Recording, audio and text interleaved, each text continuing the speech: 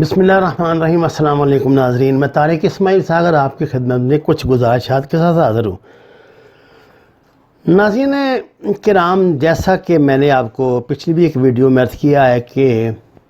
طالبان کی طرف سے خط امریکی عوام کو لکھا گیا ہے ملا عبدالغنی برادر کی طرف سے، جس میں امریکی عوام کو حقائق کا احساس دلاتے ہوئے کہا گیا ہے کہ وہ اپنی حکومتوں کو سمجھائیں کہ جنگ جو ہے وہ کسی کے لیے فائدہ مند نہیں ہے، بالآخر ہم مذاکرات کی میز پر ہی آنا ہے، اور صرف جنگ سے ہماری تباہی نہیں ہوگی، آپ کی بھی تباہی ہوگی۔ مجھے علم نہیں ہے خط امریکن عوام نے کس طرح لیا، ابھی اس سلسلے میں کوئی ایسی اطلاع تو ہمیں ملی نہیں، لیکن یورپی یونین کے لیڈروں نے جو حال ہی میں 2 روز پہلے اپنی ایک میٹنگ کی ہے، یہ میٹنگ ہوتی ہے جب امریکن سال میں ایک مرتبہ ویسے بھی ملتے ہیں، اور موجودہ امریکن پریزیڈنٹ کے جو بائیڈن کے آنے کے بعد یہ پہلی مرتبہ ان کی ملاقات ہوئی ہے، جس کے بعد انہوں نے جو ان کے وزیر دفاع defence secretary general Lloyd Austin سے بھی ملاقات کی ہے اور اپنے جذبات ان تک پہنچائے ہیں۔ گو کہ نیٹو کے سربراہ جینس اسٹالزبرگ نے یہ بات دہرائی ہے کہ جو 9600 ان کے فوجی وہاں موجود ہیں وہ تب تک موجود رہیں گے جب تک کہ افغانستان میں امن بحال نہ ہو جائے۔ یعنی یہ بالکل ایسی خواہش ہے جیسے چاند پر کوئی بیٹھی بڑھیا جو سوت کاٹ رہی ہے، یا یوٹوپیا کا کوئی بندہ یوٹوپیا کے متعلق کو بندہ خواہش کر لے، نہ ہونے والی بات، یعنی انتہائی فضول اور احمقانہ بات ہے۔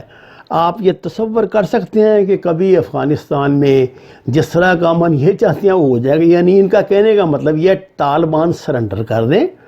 اپنے ہتھیار پھینک دیں، ان کی خدمت میں تشریف لائیں اور ہاتھ باندھ کے کھڑے ہو جائیں کہ حضور والا آپ کی بڑی مہربانی ہے، اب آپ کا ہم نے حکم مان لیا اور آپ چلے جائیں، اسلامی نظام کو نافذ کرنے سے انکار کر دیں اور اعلان کریں اس بات کا، لبرل بن جائیں، جس طرح کی ان کی چھوٹی چھوٹی خواہشات ہوتی ہیں۔ اب طالبان کی طرف سے تو آپ کو پتہ ہے بطور مذاق بھی، جیسے بندہ مذاق میں نہیں کوئی بات کہہ دیتا، جس کو دکاندار، جیسے آپ بچے ہم بچپن میں چیزیں لیتے تو جھونگا ہمیں ملا کرتا تھا چھوٹا سا، یہ جھونگے میں بھی طالبان ایسی بات نہیں کہیں گے۔ وہ جو زبان سے کہیں گے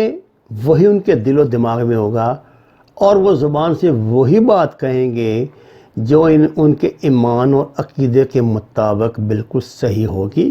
جو ان کے امیر المومنین ان کو کہنے کا حکم دیں گے، اور جس پر وہ بطور جماعت کار بند رہنے کے پابند ہیں۔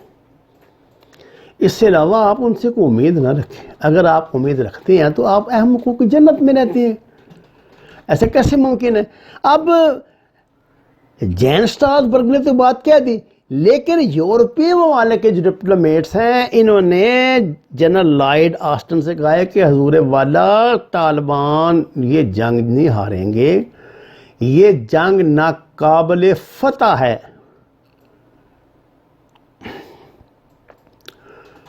یہ جنگ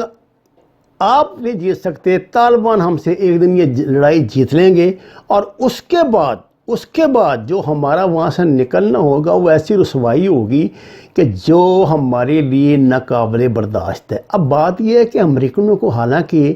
ویتنام میں یہ تجربہ ہو چکا ہے، لیکن وہ ٹلتے نہیں ہیں۔ انہوں نے لگتا ہے انہوں نے اس تجربے سے اس لیے کچھ نہیں سیکھا کہ ابھی تو تکبر ہے نا جی، اپنی عالمی طاقت ہونے کا غرور ہے، انہوں نے اپنی دانش میں انہوں نے روس کو ہرایا ہے، پاکستان نے نہیں ہرایا، مجاہدین نے نہیں ہرایا، ان کی دانش میں روس کو انہوں نے شکست دی ہے۔ یہ جب بات یہ ڈپلومیٹس نے جو بات جنرل آسٹن سے کی ہے، لائیڈ آسٹن سے، میرا خیال ہے اب کچھ ڈھل مل یقین والی بات ہی ہو گئی ہے صدر جو بائیڈن کے لیے، کیونکہ انہوں نے اس میٹنگ کے بعد اس حوالے سے کوئی واضح بیان نہیں دیا، بلکہ بیان دیا ہی نہیں اس گفتگو سے، بس جسٹ ایک سرکولر جاری ہوا ہے کہ اس طرح ملاقات ہوئی ہے، بس جو وائٹ ہاؤس کی طرف سے ہوتا ہے، اسٹیٹ ڈپارٹمنٹ کی طرف سے ہوتا ہے۔ جناب والا یہ سرخی جو یہ یورپی اخبارات نے لگائی ہیں سرخیاں، وہ یہ ہیں دس وار از ناٹ ونیبل، یہ جنگ جیتنے والی نہیں ہے۔ اور یہ ہے وہ سچ جو جاننے کے باوجود، ایسی بات نہیں ہے کہ امریکنوں کو اس سے آگاہی نہیں ہے، جو جاننے کے باوجود ان کا دل نہیں اس پہ مانتا۔ اور یہ ساری چکر بازی کس کی ہے؟ اسرائیل، انڈیا، جنہوں نے پاگل بنایا ہوا ہے آگے اس کو، اشرف غنی کو اور شمالی اتحاد کے کچھ لوگوں کو۔ دیکھیے آج پاکستانی وزیر خارجہ نے جنرل سیسی سے ملاقات کی ہے، اور آپ کو پتہ ہے جنرل سیسی کا مشن، جنرل سیسی کو آپ جانتے ہیں نا، جو مصر کے جو کشتوں کے پشتے لگا کے اخوان المسلمین کے، انہیں پھانسیاں دے کے، ان کو مار کے، ان کے لاشوں پہ محل تعمیر کر کے بیٹھے ہوئے ہیں۔ اس جنرل سیسی کو یہ ذمہ داری سونپی گئی ہے کہ فلسطین کی طرف سے کوئی بیان اسرائیل کا خلاف مزاج نہ آئے۔ ان کی وہ فلسطین سے نمٹ رہے ہیں، فلسطینی صدر سے، سب دو نمبر یہ جتنے ہیں ان سے نمٹ رہے ہیں، اور ان کو یہ مشن ملا ہوا ہے اپنے آقاؤں کی طرف سے کہ آپ نے ایسی کو ڈیل بنا دینی ہے کہ فلسطین کی طرف سے بیان آئے کہ جناب ہم مطمئن ہو گئے ہیں، تو ہمیں جو ہے یہ انہوں نے آزادی دے دی ہے، ہمارا علیحدہ ملک بن گیا۔ وہ اس طرح کی نام نیاسی ایک آزادی ہو گئی جو تھوڑے سے دنوں کے بعد پھر واپس ایک ایک کر کے لوٹ جائے گی، اور یہ ڈرامے بازی ہو جائے گی۔ ڈرامے بازی کیوں کی جا رہی ہے کہ ہاں اس وقت جو دجالی ایجنڈا ہے وہ یہ ہے کہ بہر صورت پاکستان سمیت دیگر مسلم ممالک سے اسرائیل کو تسلیم کروایا جائے۔ شہزادہ جو محمد بن سلمان ہے، اس وقت اس کا سب سے بڑا سپورٹر جو ہے وہ اسرائیل ہے، اسرائیلی لابی، وہ بڑے پیسے لگا رہے ہیں اس پہ، کیونکہ جو بائیڈن کی طرف سے ان سے متعلق جس نفرت کا اور جس بے اعتنائی کا مظاہرہ کیا جا رہا ہے، اس کے بعد شہزادہ مجبور ہو گیا ہے کہ وہ اسرائیلی لابی کے ذریعے امریکی صدر سے منت سماجت کر کے اپنا کیس ذرا نرم کروا لے، جو میرے خیال سے ممکن دکھائی نہیں دے رہا۔ میرے خیال سے ابھی معاملات جو ہیں وہ خراب ہو رہے ہیں۔ کل جو اعلان ہے بائیڈن کا، جس میں اس نے اسٹریٹ اوے کہہ دیا کہ میں تم سے بات ہی کرنا پسند نہیں کرتا، میں تو بات ہی کنگ سلیمان سے کروں۔ کنگ سلیمان اگر 24 گھنٹے ہیں تو ان میں سے میرے خیال 1 یا 2 گھنٹے نارمل حالت میں رہتے ہوں گے۔ ان کی صحت اس طرح کی ہے کہ ان کو زبردستی زندہ رکھا جا رہا ہے، یہ سب جانتے ہیں۔ بادشاہوں کے ساتھ ایسے ہی ہوتا ہے،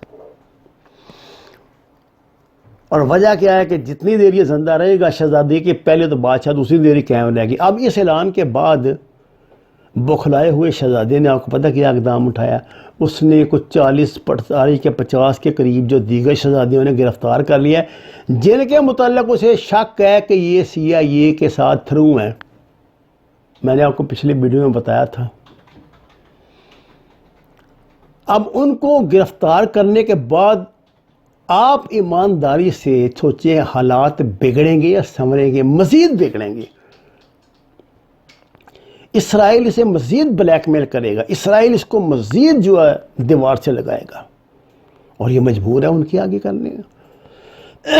عقل پہ اس کے پردہ پڑ گیا ہے۔ پاکستان کے خلاف اس نے جو اقدامات کیے ہیں،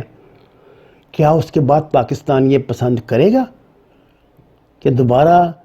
اس کے ناز نخرے اٹھائے جو ہم پہلے اٹھاتے رہے ہیں؟ اکانومی اس کی جہاں جا رہی ہے یہ بھی آپ جانتے ہیں۔ اب یہ نیٹو کے جو یورپی جو ممبران ہیں، یورپین ممبران، ان کی طرف سے یہ اعلان، اور نیوزی لینڈ نے تو کہہ دیا کہ ہم تو مئی میں ہر صورت اپنی فوجیں نکال لیں وہاں سے۔ میرا خیال سے یہ بغاوت کی پہلی چنگاری سلگی ہے، جو بائیڈن کو مجبور کرے گی کہ یا تو وہ یہاں مزید فوج اتاریں یا پھر مئی میں مکمل فوج نکالنے پہ عمل درآمد کو ممکن بنائیں گے، اور وہ تبھی ممکن ہوگا اگر اس کے متبادل بلیک واٹرز یہاں موجود ہوں گے۔ وما علینا الا البلاغ المبین۔ ناظرین کرام، درخواست ہے کہ قرآن اور نماز کو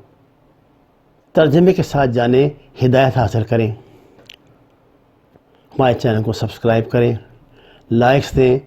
بیل آئیکن کو دبانا مت بھولیں تاکہ آپ کو بر وقت اطلاع ملتی رہے۔ سچ کے سفر میں ہمارا ساتھ دیں۔ آپ کا بہت شکریہ۔